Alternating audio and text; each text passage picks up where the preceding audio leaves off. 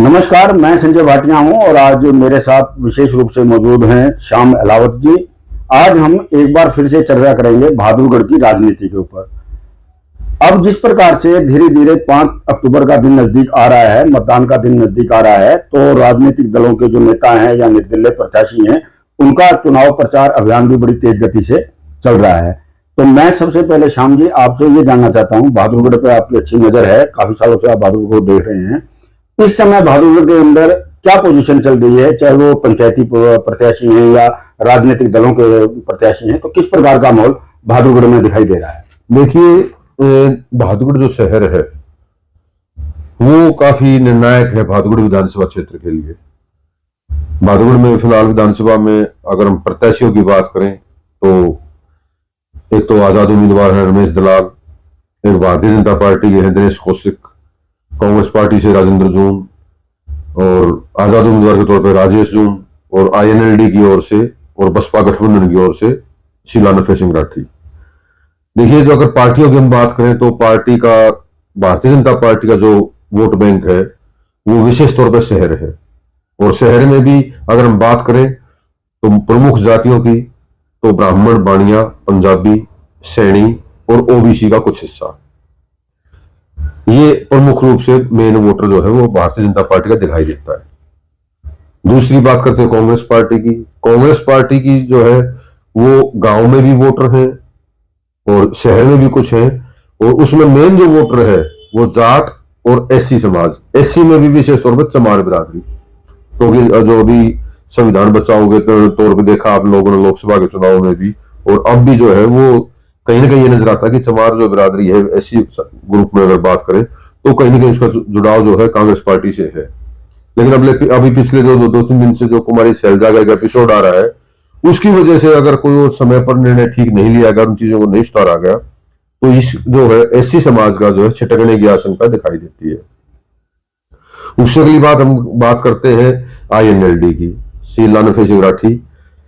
शीला नरफे सिंह राठी अपने पारंपरिक वोट जो उनका पहले रहा है 30-35 हजार के आसपास जो है नरफे सिंह राठी वोट लेते रहे, आजाद भी उम्मीदवार के तौर पे भी, वो कितना रिवाइव कर पाती हैं वो देखने की बात है। अगर हम प्रचार की बात करें तो प्रचार के जो अगर वहां बहादुरगढ़ शहर या गांव की बात करें तो शीला नरफे सिंह राठी प्रचार के मामले में या होर्डिंग बैनर के मामले में अगर मैं कहूं तो सबसे ऊपर है। तो लेकिन वो जो प्रचार है या होर्डिंग बैनर्स की जो उनके माध्यम से जो एक प्रचार का वो है, उनका तरीका है, वो कहां तक कितना गहराई तक जा पाती है वो तो आने वाला वक्त बताएगा। लेकिन उनके लिए एक बहुत बड़ी चीज यही काफी है कि वो चौधरी नरफे सिंह राठी का वोट बैंक संभाल पाए। श्याम जी, अब मैं बात करूंगा जिस प्रकार से मैंने आपको पहले भी बताया कि कांग्रेस है, इंडियन नेशनल लोक दल, बसपा गठबंधन है, भारतीय जनता पार्टी है। इसके बावजूद आज एक मंडोखी के अंदर बड़ी भारी पंचायत हुई है, असोदा के अंदर बड़ी दलाल खाप की पंचायत हुई है, और हमने भी देखा कि हजारों की संख्या में लोग रमेश दलाल जी जो पंचायती उम्मीदवार हैं उनको समर्थन देने के लिए आए हुए थे। कोई गदा भेंट कर रहा है, कोई नोटों की माला, काफी पैसा भी आया है। तो इन सबको देखते हुए, आज के माहौल को देखते हुए मंडोखी और असोदा का आप क्या कहना चाहेंगे? देखिए, मैंने आपको तीनों पार्टियों के नेताओं के बारे में आपके साथ साझा किया विचार। उसके बाद दो आजाद उम्मीदवार बचते हैं, रमेश दलाल और राजेश जून। राजेश जून जो है वो शहर में वोट लेते हैं, और जो जून के जो गांव है विशेष तौर पर सिद्दीपुर, लोहा खुर्द, नूना माजरा या जो इस तरफ उनके गांव है उनमें उनकी जो है ठीक ठाक पकड़ है। लेकिन रमेश दलाल की अगर बात करें तो रमेश दलाल जो दलाल खाप के गांव है, जैसा कि आपने कहा कि पहले तो शुरुआत में लग रहा था कि जो है वो ज्यादा इस चुनाव को जो है वो पकड़ नहीं पाएंगे, लेकिन अब धीरे धीरे जो है लगातार एक हफ्ते के दौरान ही, हफ्ता 10 दिन के दौरान ही दोबारा से मांडोठी गांव में पंचायत होना,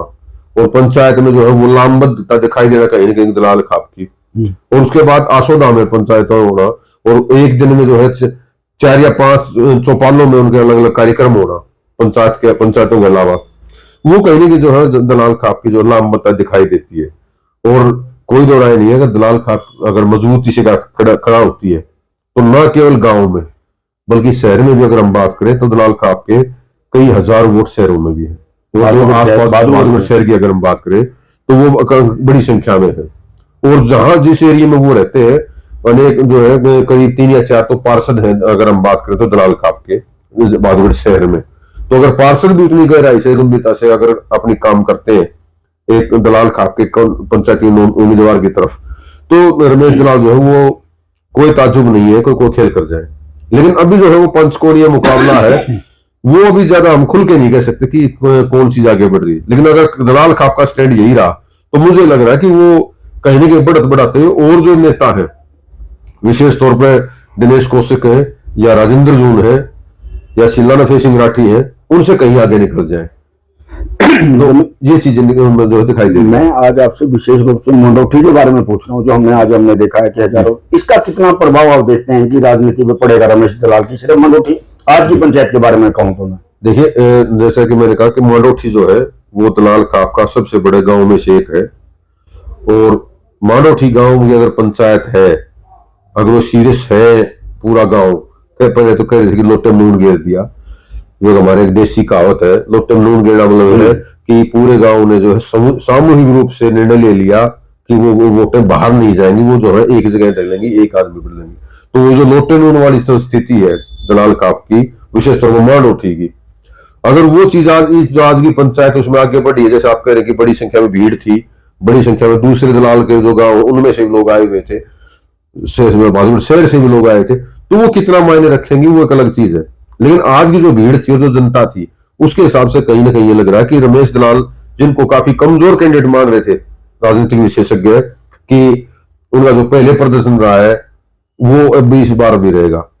वो लोगों को कहीं ना कहीं ये भ्रम तोड़ने वाली स्थिति होगी। और मैं ये मानता हूं कि जो पहले जो प्रदर्शन रहे रमेश दलाल के, उनमें कहीं ना कहीं जो है दलाल खाप एकजुट नहीं हो पाई थी, उसके अलग अलग कारण रहे। लेकिन इस बार जो चाहे किसान आंदोलन है, चाहे वो भूमि अधिग्रहण को लेकर आंदोलन है, भूमि के मुआवजों को लेकर आंदोलन है, जो अनेक कई आंदोलन में जो रमेश दलाल ने अगुवाई की है, और खासतौर पर अगर जमीनों के मुआवजे की अगर हम बात करें तो गुणात्मक रूप से जो लोगों को दिलवाए हैं उनकी पैरवी करके किसानों की, वो काफी जो है महत्वपूर्ण है। और दूसरी चीज मैं ये मानता हूं कि जो एक और जो इनकी सबसे बड़ी मजबूती का कारण है दलाल खाप का एकजुट होना, और जो अदर कैंडिडेट है, जैसे 3 कैंडिडेट तो एक ही गांव के हैं, राजेंद्र जून, राजेश जून और दिनेश कौशिक, तो एक ही गांव के ऊपर कहीं ना कहीं एक इलाके में ये बात भी चल रही है कि हमेशा एक ही गांव का विधायक क्यों, एक ही परिवार के विधायक क्यों।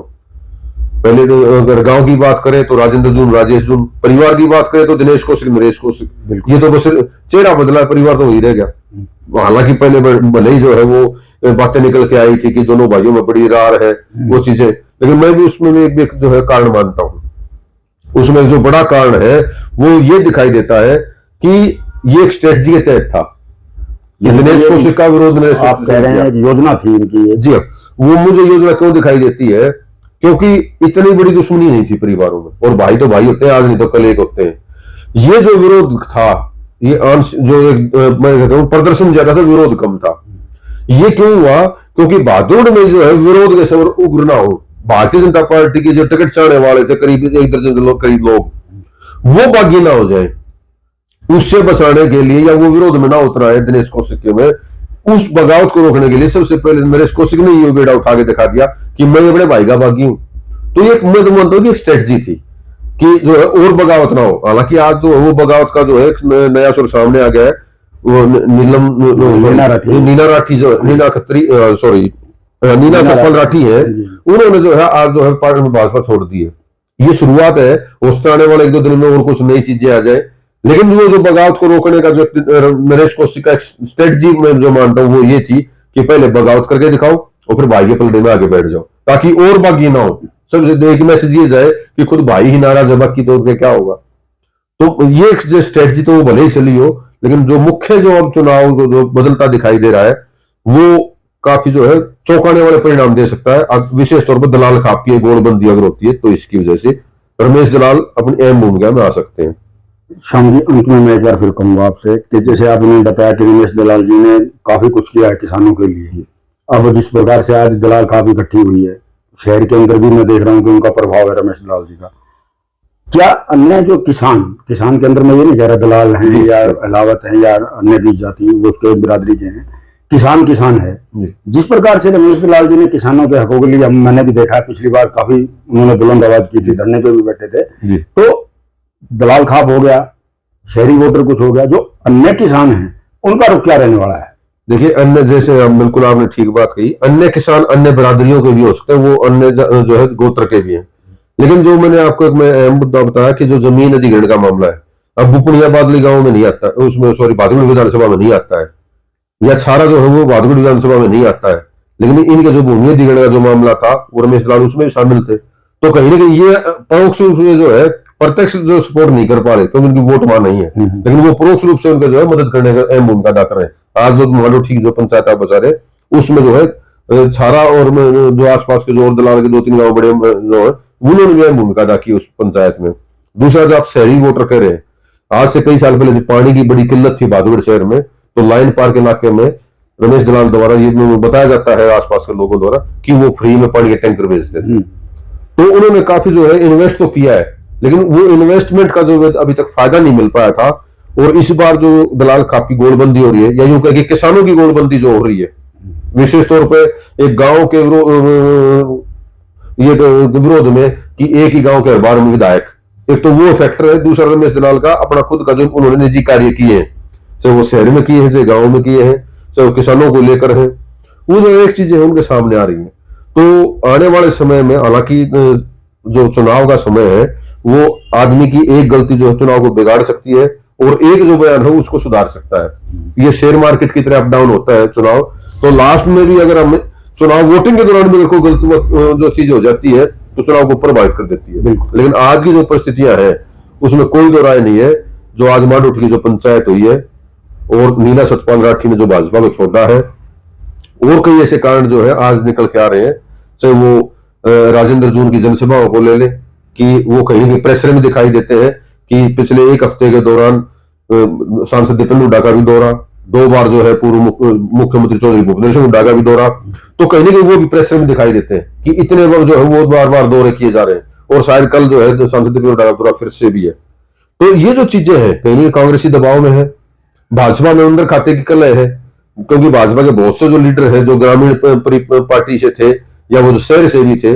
वो कहीं ना कहीं जो है अंदर खाते दिनेश कौशिक को नुकसान करने का काम करेंगे। राजेश जून का जो मैंने आपको बताया कि उन्होंने अच्छा काम किया है, इसमें कोई दो राय नहीं है, लेकिन वो गांव वाली जो मोहर है कि एक ही गांव के विधायक क्यों, वो कहीं ना कहीं उनके लिए नुकसानदायक साबित हो सकती है। तो लेकिन आज की जो परिस्थितियां है उसमें रमेश दलाल जो है वो काफी बढ़त होते हुए दिखाई दे रही है। अब वो उसको कामयाब रख पाते हैं, मैनेज कर पाते हैं, नहीं कर पाते हैं, उसमें और जुड़ाव कर पाते नहीं करते, तो आने वाला समय बताएगा। लेकिन अभी जो अगर भादुड़ी अगर बात करें तो रमेश दलाल जो है आज की पंचायत के बाद जो है मजबूती में दिखाई देते हैं। धन्यवाद श्याम जी। धन्यवाद। तो बहादुरगढ़ की अब हम लगातार आपको चर्चाएं दिखाएंगे, बहादुरगढ़ में क्या अप डाउन हो रहे हैं। तब तक के लिए नमस्कार।